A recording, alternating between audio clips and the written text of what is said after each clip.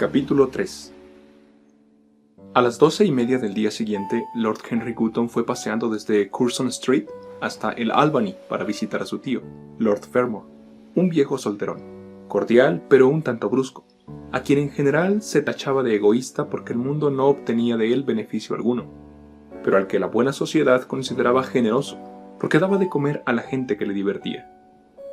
Su padre había sido embajador en Madrid cuando Isabel II era joven, y nadie había pensado aún en el general Prim, pero abandonó la carrera diplomática caprichosamente por el despecho que sintió al ver que no le ofrecían la embajada de París, puesto al que quería tener pleno derecho en razón de su nacimiento, de su indolencia, del excelente inglés de sus despachos y de su desmesurada pasión por los placeres. El hijo, que había sido secretario de su padre y que presentó también la dimisión, gesto que por entonces se consideró un tanto descabellado, sucedió a su padre en el título unos meses después, y se consagró a cultivar con seriedad el gran arte aristocrático de no hacer absolutamente nada. Aunque poseía 2 grandes casas en Londres, prefería vivir en habitaciones alquiladas, que le causaban menos molestias, y hacía en su club la mayoría de las comidas. Se preocupaba algo de la gestión de sus minas de carbón en las Midlands, y se excusaba de aquel contacto con la industria, alegando que poseer minas de carbón otorgaba a un caballero el privilegio de quemar leña en el hogar de su propia chimenea. En política era conservador, excepto cuando los conservadores gobernaban, periodo en el que los insultaba sistemáticamente, acusándolos de ser una pandilla de radicales. Era un héroe para su ayuda de cámara, que lo tiranizaba, y un personaje aterrador para la mayoría de sus parientes, a quienes él, a su vez, tiranizaba. Era una persona que solo podía haber nacido en Inglaterra, y siempre afirmaba que el país iba a la ruina. Sus principios estaban anticuados, pero se podía decir mucho en favor de sus prejuicios. Cuando Lord Henry entró en la habitación de su tío, lo encontró vestido con una tosca chaqueta de casa, fumando un cigarro habano y refunfuñando mientras leía The Times. «Vaya, Harry», dijo el anciano caballero, «¿qué te ha hecho salir tan pronto de casa?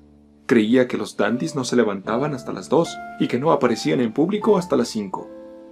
Puro afecto familiar, tío George, te lo aseguro. Quiero pedirte algo». «Dinero, imagino», respondió Lord Fermor, torciendo el gesto. «Bueno, siéntate y cuéntamelo todo. En estos tiempos que corren los jóvenes se imaginan que el dinero lo es todo». «Sí», murmuró Lord Henry, colocándose mejor la flor que llevaba en el ojal de la chaqueta. «Y cuando se hacen viejos no se lo imaginan, lo saben. Pero no quiero dinero. Solo las personas que pagan sus facturas necesitan dinero, tío George, y yo nunca pago las mías. El crédito es el capital de un segundón, y se vive agradablemente con él. Además, siempre me trato con los proveedores de Dartmoor, y, en consecuencia, nunca me molestan. Lo que quiero es información. No información útil, por supuesto, información perfectamente inútil. Te puedo contar todo lo que contiene cualquier informe oficial, aunque quienes los redactan hoy en día escriben muchas tonterías.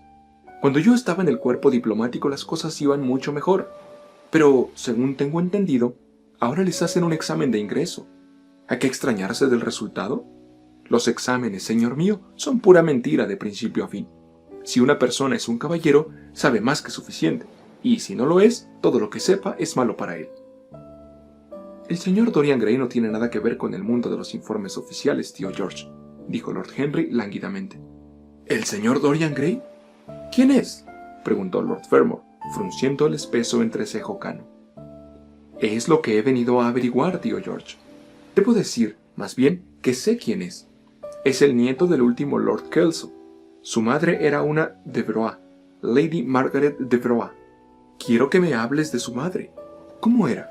¿Con quién se casó? Trataste prácticamente a todo el mundo en tu época, de manera que quizá la hayas conocido.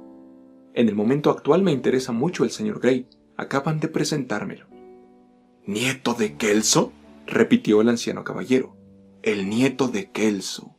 Claro, conocí muy bien a su madre. Creo que asistí a su bautizo.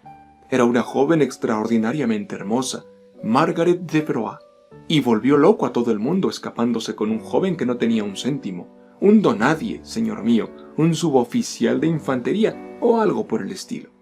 Ya lo creo, lo recuerdo todo como si hubiera sucedido ayer. Al pobre infeliz lo mataron en un duelo en Spa pocos meses después de la boda. Una historia muy fea. Dijeron que Kelso se agenció un aventurero sin escrúpulos, un animal belga, para que insultara en público a su yerno.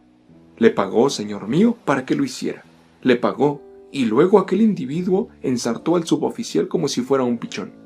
Echaron tierra sobre el asunto, pero, cielo santo, Kelso comió solo en el club durante cierto tiempo después de aquello. Recogió a su hija, según me contaron, pero la chica nunca volvió a dirigirle la palabra. Sí, un asunto muy feo. Margaret también se murió, en menos de un año, de manera que dejó un hijo, ¿no es eso? Lo había olvidado. ¿Cómo es el chico? Si es como su madre, debe ser bien parecido. Es bien parecido, asintió Lord Henry. Espero que caiga en buenas manos, prosiguió el anciano. Heredará un montón de dinero si Kelso se ha portado bien con él. Su madre también tenía dinero. Le correspondieron todas las propiedades de Selby a través de su abuelo. Su abuelo odiaba a Kelso, lo consideraba un tacaño de mucho cuidado, y no se equivocaba. Fue a Madrid en una ocasión cuando yo estaba allí. Cielo santo, logró que me avergonzase de él. La reina me preguntaba quién era el noble inglés que siempre se peleaba con los cocheros por el precio de las carreras. Menuda historia. Pasé un mes sin aparecer por la corte. Confío en que tratará a su nieto mejor que a los cocheros de alquiler. No lo sé, respondió Lord Henry. Imagino que al chico no le faltará de nada. Todavía no es mayor de edad. Sé que Selby es suyo. Lo sé porque me lo ha dicho él. ¿Y su madre, entonces, era muy hermosa?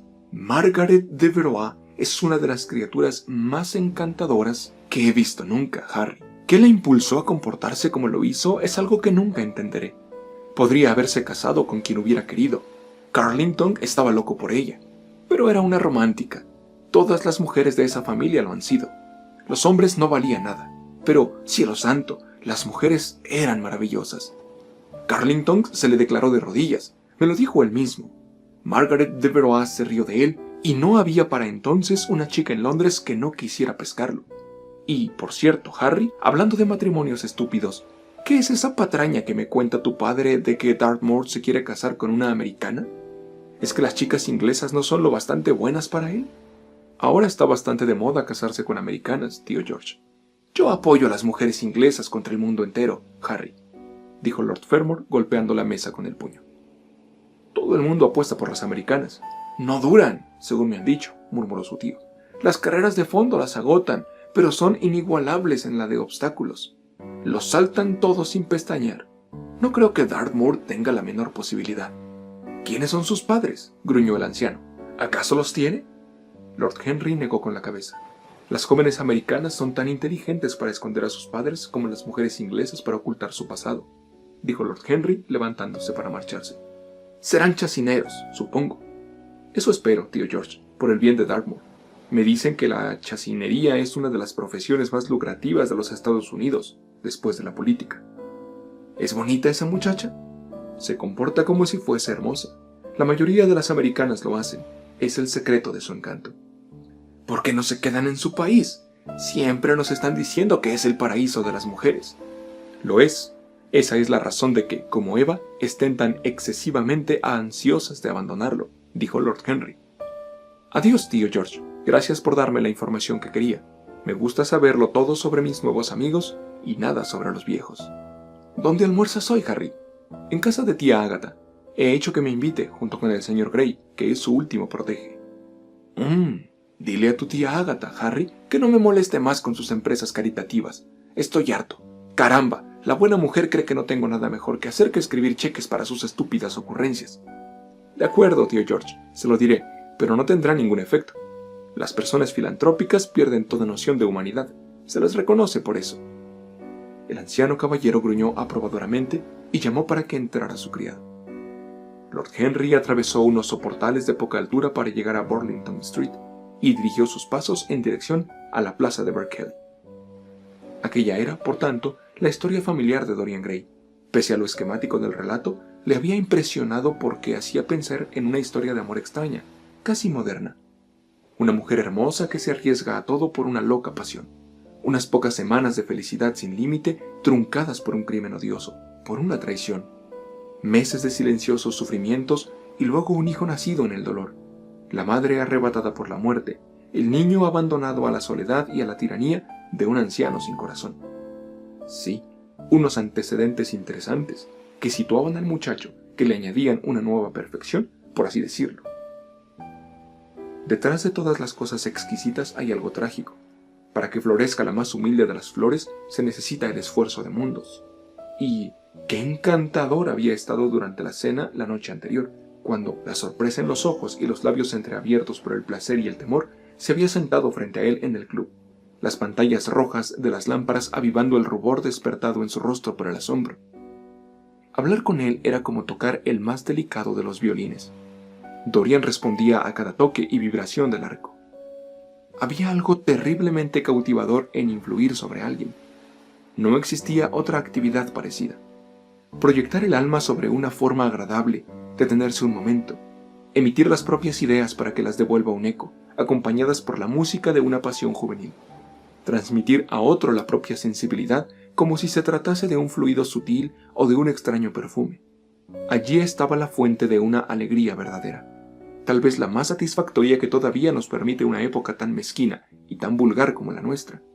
Una época safiamente carnal en sus placeres y enormemente vulgar en sus metas. Aquel muchacho, a quien por una extraña casualidad había conocido en el estudio de Basil, encarnaba además un modelo maravilloso o, al menos, se le podía convertir en un ser maravilloso. Suyo era el encanto y la pureza inmaculada de la adolescencia, junto a una belleza que solo los antiguos mármoles griegos conservan para nosotros. No había nada que no se pudiera hacer con él. Se le podía convertir en un titán o en un juguete. Qué lástima que semejante belleza estuviera destinada a marchitarse. Y Basil, desde un punto de vista psicológico, qué interesante era. Un nuevo estilo artístico, un modo nuevo de ver la vida, todo ello sugerido de manera tan extraña por la simple presencia de alguien que era todo eso de manera inconsciente. El espíritu silencioso que mora en bosques sombríos y camina sin ser visto por campos abiertos, mostrándose, de repente, como una dríade, y sin temor, porque en el alma que la busca se ha despertado ya esa singular capacidad a la que corresponde la revelación de las cosas maravillosas. Las simples formas, los simples contornos de las cosas que se estilizaban, por así decirlo, adquiriendo algo semejante a un valor simbólico, como si fuesen a su vez el esbozo de otra forma más perfecta, a cuya sombra dotaban de realidad. ¡Qué extraño era todo! Recordaba algo parecido en la historia del pensamiento. ¿No fue Platón, aquel artista de las ideas, quien lo había analizado por primera vez? ¿No había sido Buonarroti quien lo esculpió en el mármol multicolor de una sucesión de sonetos? Pero en nuestro siglo era extraño. Sí, trataría de ser para Dorian Gray lo que él, sin saberlo, había sido para el autor de aquel retrato maravilloso. Trataría de dominarlo. En realidad ya lo había hecho a medias. Haría suyo aquel espíritu maravilloso. Había algo fascinante en aquel hijo del amor y de la muerte. De repente, Lord Henry se detuvo y contempló las casas que lo rodeaban. Se dio cuenta de que había dejado atrás la de su tía y, sonriendo, volvió sobre sus pasos. Cuando entró en el vestíbulo, un tanto sombrío, el mayordomo le hizo saber que los comensales ya se habían sentado a la mesa. Entregó el sombrero y el bastón a uno de los lacayos y pasó al comedor. «Tarde como de costumbre», exclamó su tía reprendiéndolo con un movimiento de cabeza.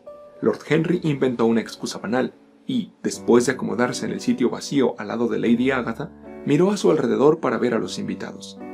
Dorian Gray le hizo una tímida inclinación de cabeza desde el extremo de la mesa, apareciendo en sus mejillas un rubor de satisfacción.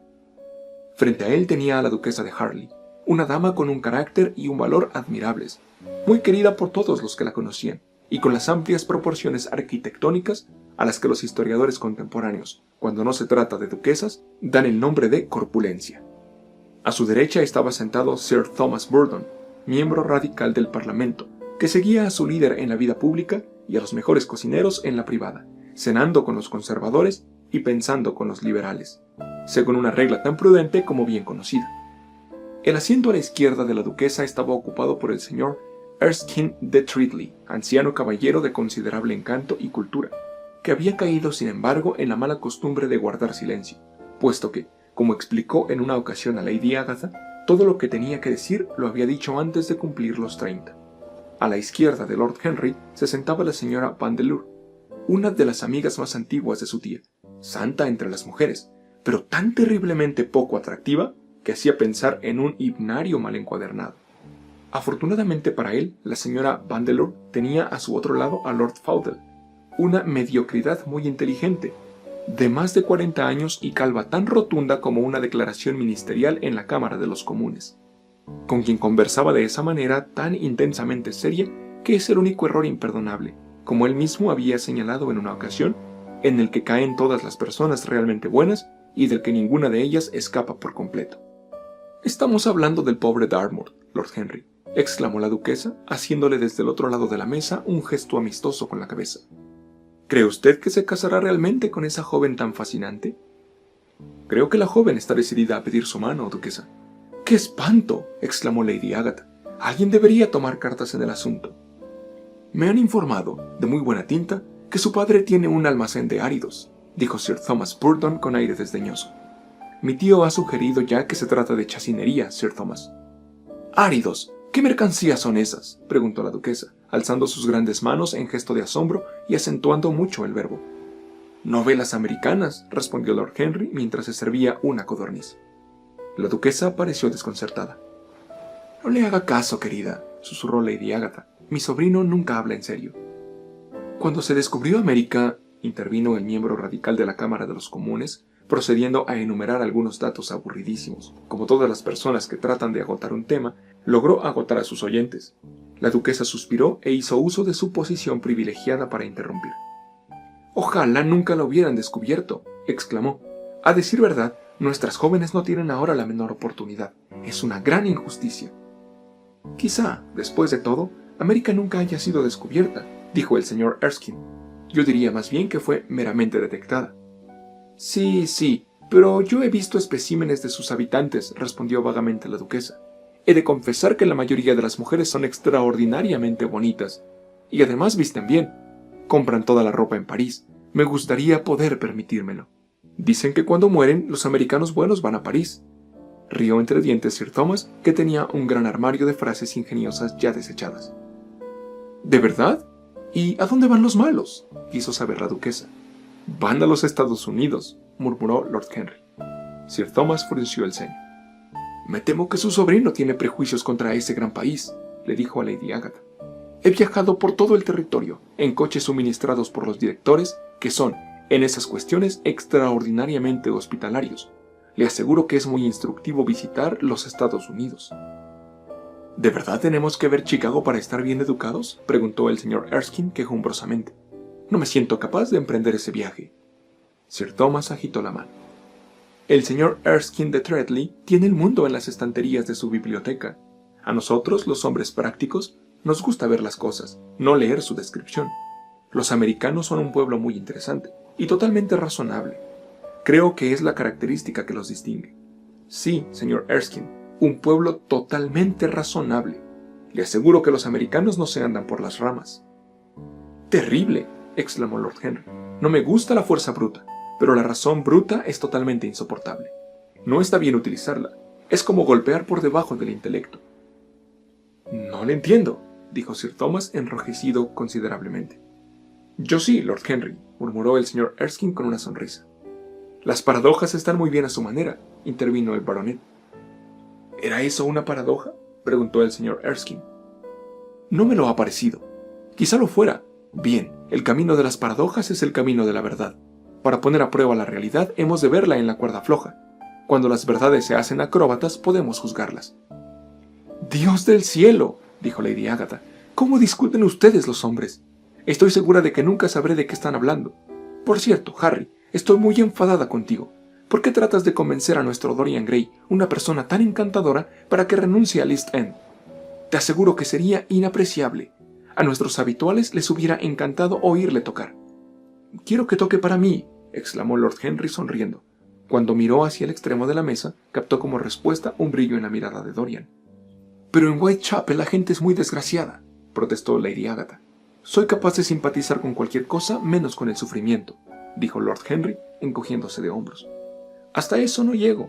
Es demasiado feo, demasiado horrible, demasiado angustioso. Hay algo terriblemente morboso en la simpatía de nuestra época por el dolor.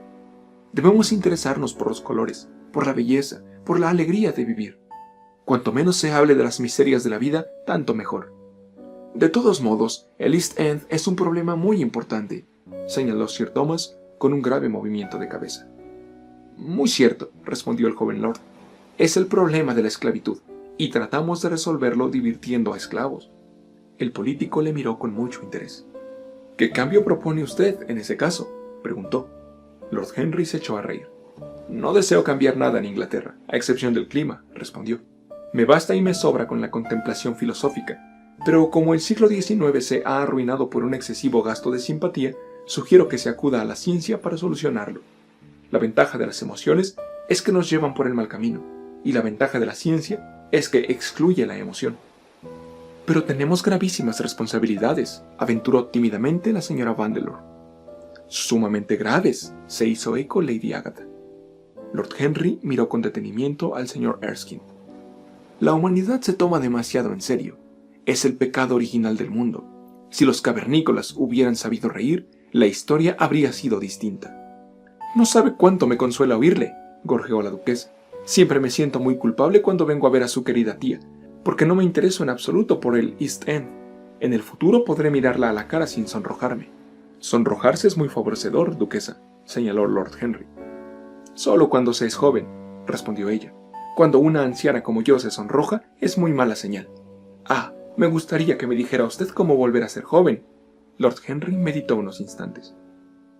¿Recuerda usted algún error que cometiera en sus primeros tiempos, duquesa?, preguntó mirándola desde el otro lado de la mesa. Muchos, por desgracia, exclamó ella. Pues vuelva a cometerlos, dijo él con gravedad. Para recuperar la juventud, basta con repetir las mismas locuras. Deliciosa teoría, exclamó ella. He de ponerla en práctica. Una teoría peligrosa, dijo Sir Thomas con la boca tensa. Lady Agatha movió desaprobadoramente la cabeza, pero la idea le pareció de todos modos divertida. El señor Erskine escuchaba.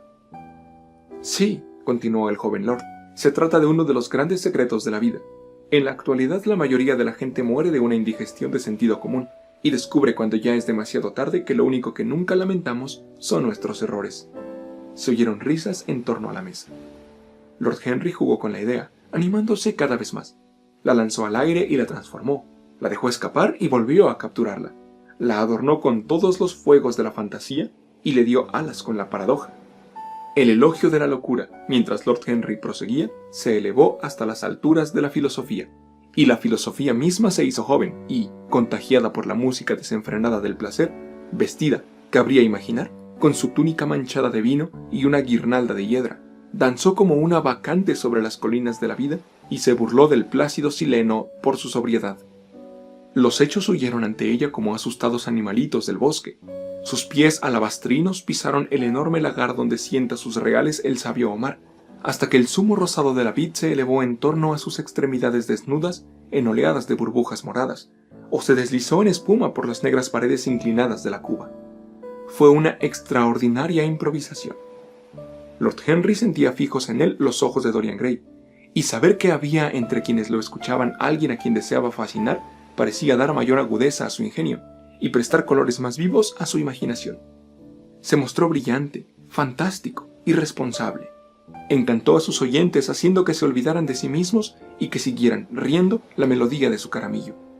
Dorian Gray nunca apartó de él los ojos y permaneció inmóvil, como si estuviera encantado, sucediéndose la sonrisa sobre sus labios, mientras el asombro, en el fondo de sus ojos, adoptaba una pensativa gravedad. Finalmente, cubierta con la librea de la época, la realidad entró en la estancia en forma de lacayo para decir que a la duquesa la esperaba su coche. La noble señora se retorció las manos con fingida desesperación. ¡Qué fastidio!, exclamó. «He de marcharme. Tengo que recoger a mi marido en el club para llevarlo a Willis Rooms, donde debe presidir no sé qué absurda reunión. Si llego tarde se enfurecerá sin duda, y no puedo exponerme a una escena con este sombrero. Es demasiado frágil. Una palabra dura acabaría con él. No, he de irme, mi querida Agatha. Hasta la vista, Lord Henry. Es usted absolutamente delicioso y terriblemente desmoralizador.